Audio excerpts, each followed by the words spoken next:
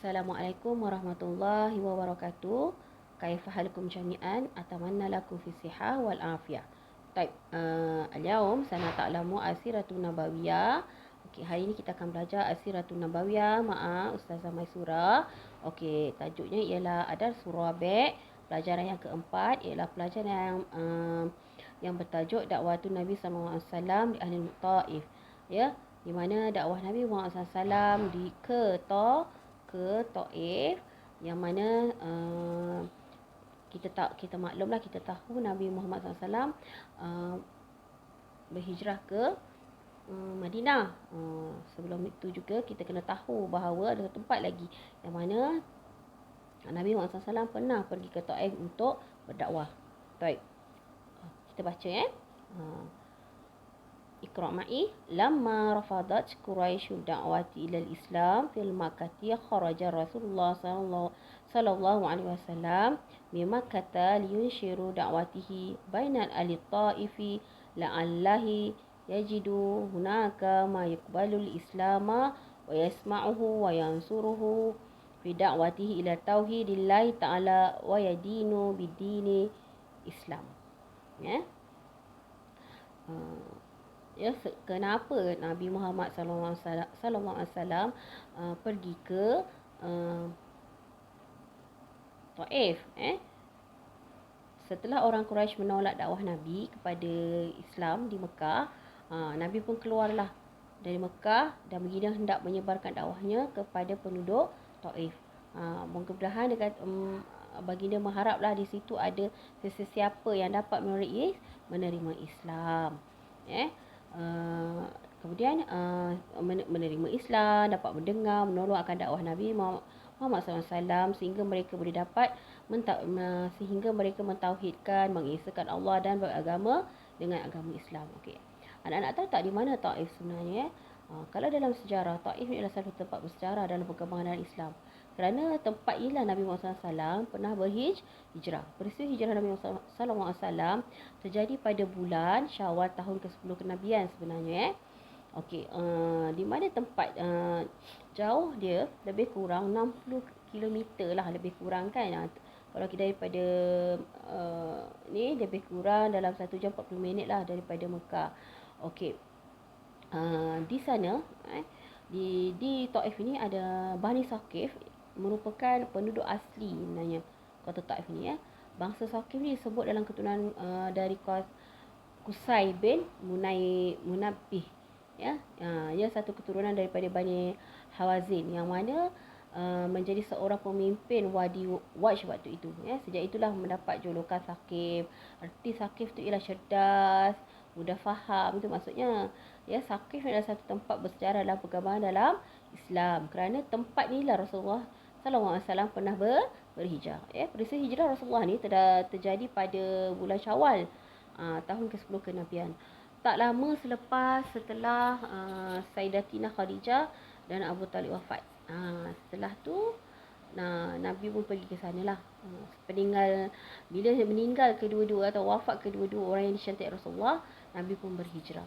Sebelum hijrah ke Taif, Rasulullah mengalami siksaan daripada Quraisy. Antara sebab Nabi nak pergi sana, orang Quraisy menyeksa, menjadi-jadi hingga jiwa Rasulullah rasa dalam keadaan bahaya. Keadaan seperti ini terpaksalah mengambil sebuah keputusan. Nabi pun buat keputusan pergi ke Taif. Tujuannya tidak lain tidak bukan ialah ingin syiar Islam terhenti akibat kaum Quraisy tadi. Semangat Rasulullah SAW menjadi begitu luar biasa lah. Bila Nabi sampai nak pergi Taif ni, dia rasa sangat nak pergi. Jarak dia lebih kurang 60 km lah dari Mekah, yang mana Nabi Muhammad SAW pergi bersama Zaid bin Harithah. Mereka ni bukan macam sekarang kan, kita pergi naik kapal terbang kalau jauh sikit kan, atau naik kereta. Nabi pergi jalan kaki. Hanya jalan kaki dan tanpa menunggangi unta. Selalu mereka naik unta kan. Tu tak ada kereta, tak ada motor, tak ada kenderaan, menggunakan binatang tunggangan saja. Waktu tu ialah unta lah. Tapi Nabi tak naik pun unta tu, tapi Nabi berjalan kaki. Okey. keadaan Nabi nak pergi ke Taif ni, keadaan dia terpaksa mengambil sebuah keputusan sulit lah, iaitu mereka nak pergi Taif ni. Kemudian untuk dia, sebab apa Nabi berjalan kaki? Supaya orang Quraisy ni tidak mencurigailah Nabi. Perjalanan dia lebih kurang 4 hari waktu tu. Nabi pergi daripada Mekah ke Taif tu 4 hari, supaya orang Quraisy tak dapat tak dapat nak tahu ke mana Rasulullah SAW pergi. Okey, pada ketika itu Nabi ialah dah 4 hari jalan kaki, mestilah tubuh Nabi itu basah kan, dengan peluh-peluh dan sebagainya. Okey, sampai di Taif dia menguji sebuah pasar lah. Nabi Muhammad SAW telah menguji sejumlah pasar, yang mana ada pasar itu adalah tempat pertemuan. Hijrah yang dilakukan Rasulullah SAW ke Taif adalah untuk memperoleh dukungan penduduk setempat, menyambut ajakan Nabi Muhammad SAW untuk meluk agama Islam. Selain itu mereka mencari dakwah baru di Taif lah, dengan meminta bantuan Bani Saqif tadi. Okay, Bani Saqif ni adalah kabilah yang terbesar lah di Taif ni, yang mana mempunyai kekuatan fizikal dia dan ekonomi yang cukup kuat lah. Dia pegang ekonomi di Taif tadi. Okey, ketika itu Rasulullah SAW menyampaikan maksud kedatangan Nabi pun bagi tahulah apa tujuan sebenar Nabi ke Taif, mengajak mereka memeluk Islam dan tidak menyembah selain daripada Allah SWT. Namun, apa yang terjadi pada saat Nabi Muhammad SAW dan Harisah mendengar Sa'id dihadang sekumpulan penduduk kota Taif tadi yang tidak ramai, dan bahkan ada kelompok dan mereka tu anak-anak kecil seperti itu, supaya melempari batu ke kaki Rasulullah SAW. Okey, untuk sambungan yang akan datang nanti kita pada pertemuan yang akan datang. Cerita yang selebihnya saya akan cerita pada pertemuan yang akan datang. Okey, tengok ini tempat yang Nabi, ialah peta Arab Saudi lah. Kalau kedua dipanggil Jazirah Arab kan, sepanjang Arab. Tapi sekarang kita negara ni kita panggil Arab Saudi. Okey, kita nampak tak nampak tak yang ada tanda merah tu? Itulah Taif Mekah dan Taif. Dalam berapa, kalau sekarang ni dalam 1 jam 40 minit 2 jam lah kan.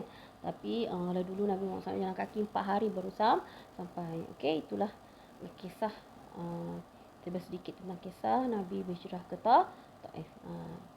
Okey, Taif. Ni ada beberapa soalan yang kamu kena buat lah ya. Imla'il farad di kalimatan munasibah ni, isi tempat kosong. Kemudian ajib anil asila al-atiyah. Soalan pertama, ila aina kharaja Rasulullah, ke mana Rasulullah pergi selepas mendapat tentangan daripada orang Quraisy untuk berdakwah lah kan, di mana.